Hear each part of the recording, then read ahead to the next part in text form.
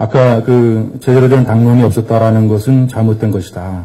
당론은 수도 이전 반대로 정했고 대안을 모색하는 과정이었다라고 말씀하셨는데 이미 신행정수도 특별법을 통과시켜준 마당에 한나라당이 그럼 수도 이전을 반대를 하면 그러면 그 법을 폐기할 것을 대안을 내놓든가 아니면 이명박 시장과 손학규 경기지사는 국민투표를 해야 한다고 주장을 했습니다. 그러면 국민투표를 하자는 대안을 내놓든가 이것이 정녕 효과적인 대안이고 실질적인 대안이지 박 대표께서는 보도에 따르면 당 수도 이전 특위가 내놓은 수도 이전은 반대하지만 그래도 충청도 지역에 행정특별시를 건설해야 된다라는 이제 그런 대안을 선호하는 듯한 인상을 주셨단 말입니다.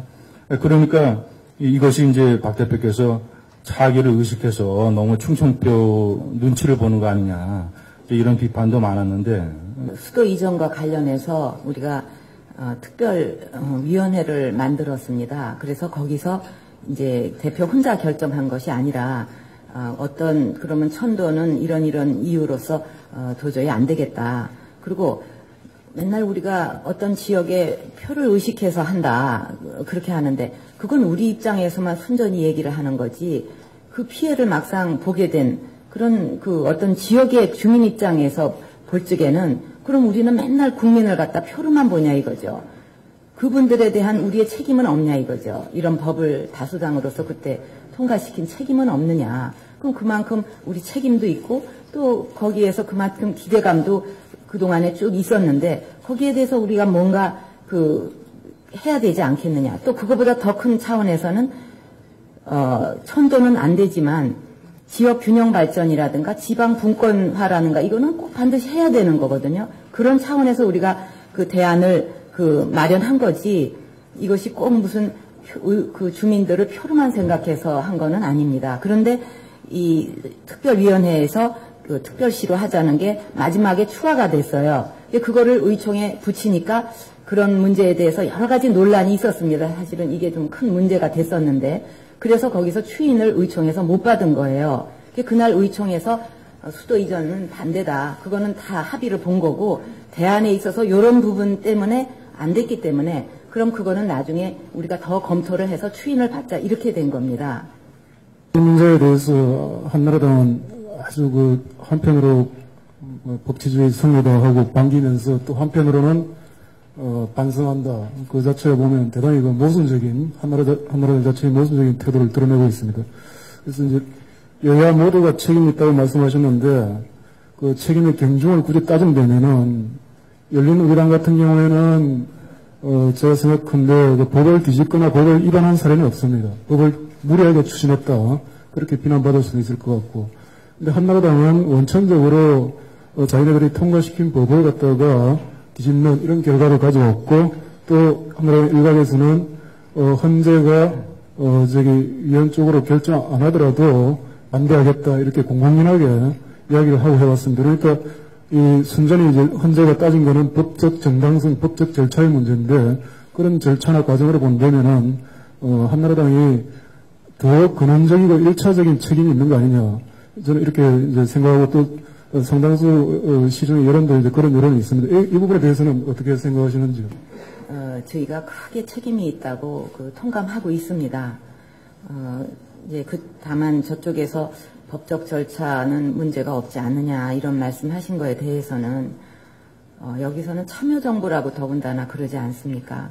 그러면 계속 수도 이전에 대해서 많은 주민들이 수도의 안보 문제부터 시작해서 여러 가지로 경제적인 면에서나 또 문화 역사 문제나 국민의 정서라든가 모든 면에서 반대하는 숫자가 그렇게 많은데 그것을 무시하고 계속 예정지까지 막 발표를 해가면서 야당의 얘기도 전혀 안 듣고 추진하는 거 그거는 법적 절차는 무리가 없지 않느냐 하는 그런 것보다도 더 심한 잘못이 아닌가 저는 그렇게 생각을 합니다.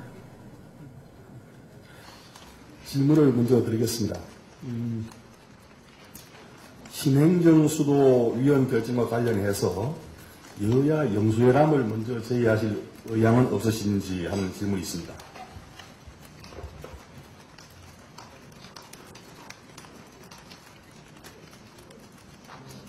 영수회담에 대해서는 결국은 이야기를 나누어서 얼마나 이 문제에 대해서 진지하게 서로 이야기를 나눠볼 수 있는가 하는 것이 관건이라고 생각합니다. 대통령이 이런 문제에 대해서 제의를 해오면 응할 수 있다고 생각합니다. 이렇게 돼 있고, 또 박 대표께서 평소에 이렇게 현 정권에 대한 인식을 보면은 급진적 모험주의 세력이다, 좌파다 해서 믿지 못하는 구석이 아주 큰 것 같습니다. 이런 식이라면은 사실상 어떤 지난번에 했던 탄핵감이 아닌가 하는 생각도 하는데, 그 탄핵에 대한 의견이랄까 이런 건 아직도 유효한지 이거 한번 여쭤보고 싶고요. 그다음에 만일 모 대통령이 자기 진퇴를 걸고 이 개헌 문제나 여러 가지 문제를 들고 나온다면은 어떤 표결이라든지 국민투표라든지 여기에 대해서는 어떻게 반응하실 건지 여쭤보십시오. 탄핵 문제는 이미 헌재의 결정이 났고 끝난 얘기가 아니겠습니까? 그러니까 그거는 더 이상 얘기할 게 없는 것 같고요. 그다음에 이제 대통령이나 여당 쪽에서 개헌을 들고 나오면 어떨 것이냐 이런 질문을 하셨는데, 글쎄 지금 열린 우리 당에서 그렇게까지 무리한 요구를 하겠는가? 저는 사실 좀 그렇게까지 하겠는가 하는 생각이고, 또 지금이 국민들이 정말 어떻게 먹고 사는 문제, 민생에 모든 힘을 기울여 달라는 것이 한결같은 요구고, 아까도 말씀드렸듯이 민심도 폭발 직전이다 이런 상황인데, 과연 지금 우리가 개헌을 얘기할 땐가, 저는 그렇게 생각을 합니다. 그건 좋은 방법은 아니다 이 말씀입니다. 예. 박 대표께서는 이 문제를 어떻게 생각하시는지 궁금합니다. 실제로 현 정부나 여당의 정책들 중에 어떤 점들이 좌파적인 요소가 있다고 생각하시는지 아닌지, 또 실제로 야당이 지금 여당이나 정부에 대해서 그렇게 혹시 몰아가는 측면이 있는 것인지. 우리가 좌파가 아니다. 근데 왜 자꾸 좌파라고 성향이 있다고 그러느냐. 이렇게 해서 좌파 그것이 빠지는 것이 아니라 행동을 보고서 얘기를 하는 거거든요. 그렇기 때문에 지금 이제 여러 가지 예를 많이 들 수가 있지만 그거 다 제쳐놓고 최근 것만 갖고 얘기를 하면, 지금 이번에 어떻게든지 통과시키려고 하는 국법법 문제, 폐지 문제, 또 사학법, 그 다음에 언론관계법, 그리고 또 하나 뭐죠? 예. 전부 다가, 어쨌든 간에 특히 국법법 문제라든가 언론법, 사학법, 이거는 우리 헌법, 체제를 거스르는 얘기들이거든요, 전부. 그러니까 자유민주주의와 시장 경제에 역행하는 게 좌파 아니겠습니까?